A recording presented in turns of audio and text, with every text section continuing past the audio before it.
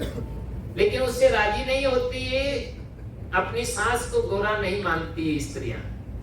किसको गोरा बनाती? गोबर की बनाती है, गोबर की। और उसको जो है तो लड्डू पेड़ा जो कुछ चढ़ाना होता है वो चढ़ाए, और उसको कपड़ा भी छोटा सा चढ़ाए, है ना, क्योंकि सासू के लिए तो बड़ी साड़ी लाना पड़ेगा, और गोबर की गोरा को तो क्या 2 इंच से काम चल जाएगा, है। तो कबीर साहब कहते हैं सास को गोरा ससुर महादेवा, और महादेव जो है तो किसको बनाना? ससुर को बना लेना, और पति को ईश्वर बनाए। जीवन में याद रखिए जितने सदस्य हैं, ये नहीं है कि नारियों के लिए ही कहा उन्होंने पुरुषों के लिए भी कहा है। उनकी दृष्टि में जो है तो भेदभाव नाम की कोई चीज नहीं। जीवन में याद रखिए कि आप अपने अंतःकरण को इतना शुद्ध बनाएं ताकि आपका हर प्राणी आपकी दृष्टि में वो देवता दिखाई दे, देवियां नजर आए,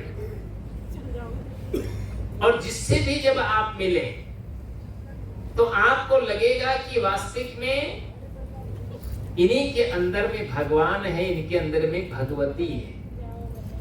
ये भाव जिस दिन आपके दिल में पैदा होगा उस दिन जो है तो आपका जीवन बढ़िया बनेगा।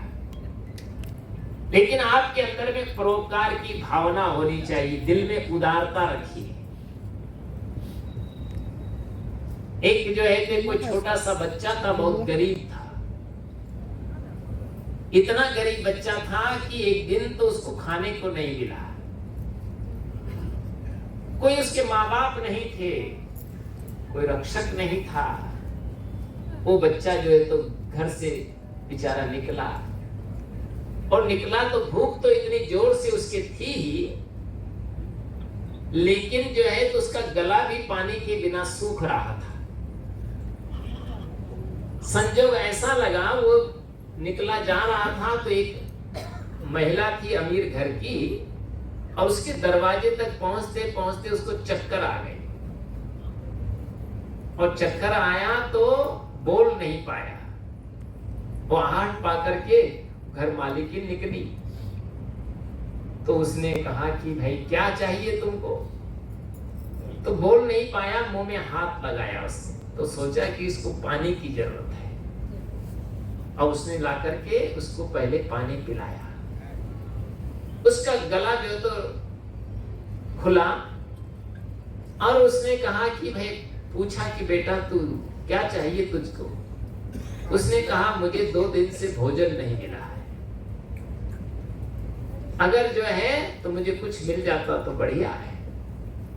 उसने कहा कि बेटा अभी भोजन तो पका नहीं है, तो वो एक आधा लीटर का एक गिलास भर के उसके लिए दूध लेकर के आई, खुश होकर के, और उसने उसको दूध पिलाया। वो दूध पी करके भूख भी उसकी चली गई और प्यास भी चली गई। वो बड़ा खुश हुआ, उसने धन्यवाद दिया कि माँ जो है तुमने बहुत बड़ा काम किया, नहीं तो आज मेरे प्राण निकल जाते। वो बच्चा पढ़ा, धीरे धीरे पढ़ते पढ़ते और एक बहुत बड़ा डॉक्टर बना। जब डॉक्टर बना तो अचानक क्या हुआ कि कई साल के बाद वो बुढ़िया जो है तो बीमार हुई, असाध्य बीमार हुई, जो जिसने उसको दूध पिलाया था। संजोग था कि वो उसको ले जाकर के उसी के हॉस्पिटल में भर्ती करा दिया। जो उसके बच्चे थे वो नजदीक नहीं आए, न बहू आई न बेटा आया, लेकिन लोगों ने ले जाके उसमें भर्ती करा दिया।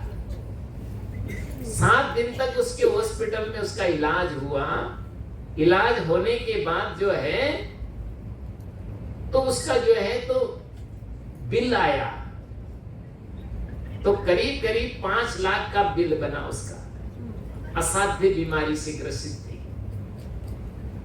और जो है तो बिल देख करके चकित हो गई। तो वो आई, वो संजोग ऐसा हो, डॉक्टर को तो पता नहीं, बिल बना करके उनके जो मैनेजर होते हैं उसने दे दिया, पकड़ा दिया। डॉक्टर जो है तो जब फेरी करने के लिए, उनसे मिलने के लिए मरीजों से आया। उसका छुट्टी का दिन था। तो जब उस बूढ़ी माँ के पास में पहुंचा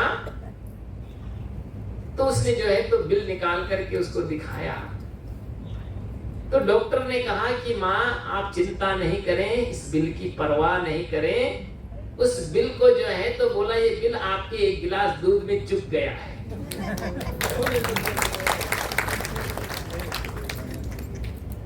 आपने मुझे वो जीवन दिया था, नहीं तो मैं डॉक्टर न बनता और कब जो है तो मौत का शिकार हो गया होता।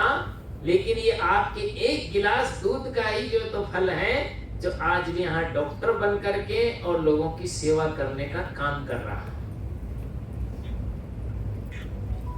कुछ लोग होते हैं जो अपने उपकार को याद रखते हैं, कुछ लोग होते हैं किए हुए को भूल जाते हैं।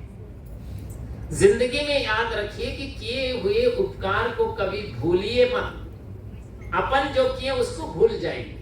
आपने किसी के साथ कुछ किया है, वो आपके लिए क्या सोचता है इसकी परवाह आपको नहीं करना है। लेकिन आप ये याद रखें कि हमारा कर्तव्य हम निभाएं। दूसरे ने अगर कोई उपकार किया है तो उस उपकार को कभी व्यक्ति को भूलना नहीं चाहिए। और जो व्यक्ति नहीं भूलता है तो वो उपकार उसको कहां का कहां पहुंचा दिया करता है। इसलिए हम सबका जीवन उपकारमय हो। तो आप और ज्यादा उपकार नहीं कर पाए तो कम से कम दूसरों को रास्ता दिखाने का भी काम करें, सच्चा मार्ग दिखाएं। कोई असत्य पर जा रहा है, सत्य से भटक गया है, तो उसको सत्य का मार्ग दिखा दें। कोई दुष्प्रवृत्तियों से ग्रसित है तो उसे सत्प्रवृत्तियों की ओर प्रेरित करें।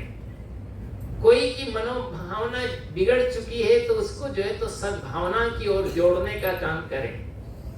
और जीवन में सत्कर्म जो व्यक्ति करता है वो समाज के लिए एक दर्पण बनता है, एक आदर्श बनता है। और उस आदर्श की पालना हम सबको करनी चाहिए।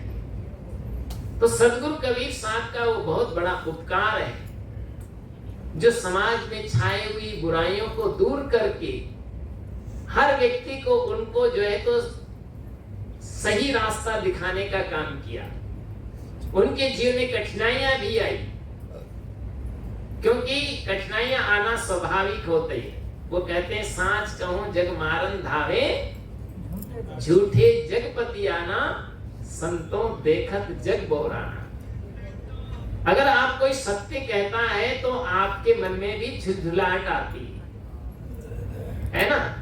अगर आपको कोई आपकी बात बताएगा तो आपको भी नाराजगी आएगी। बात तो सच है लेकिन फिर भी आपको बुरा लगता है।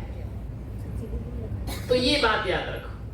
एक महिला रोटी पका रही थी तो रोटी बेलती थी, बेलना को पैरों में रखती थी। तो हमने उसको कहा भाई तुम रोटी पकाती हो और बेलती हो तो बेलना को जो है तो निकाल के उससे चकले से पैरों में क्यों रखती है? अब तुम अपने पैरों की रोटी सबको खवा देगी। तो बोला यार रोटी ना बनाओ।